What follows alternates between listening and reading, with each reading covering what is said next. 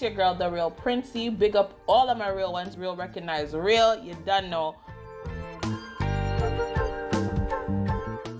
So I got my very first headband wig, y'all. I got my very first headband wig off of Amazon. It's from Noble Hair.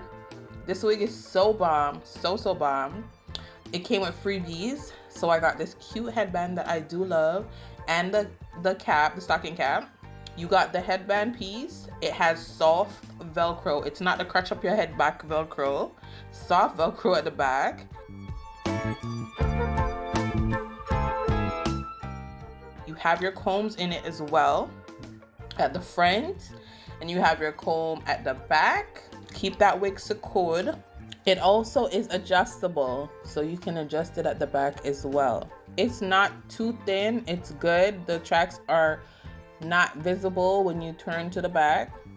So literally, my hair is orange now, and you guys wouldn't even know because I put my hair down and I put on the cap, and then I just put my headband wig over it.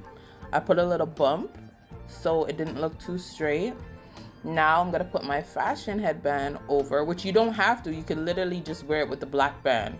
But this was really cute. It's easy, really easy to put on. I'm gonna put the link in the description box below.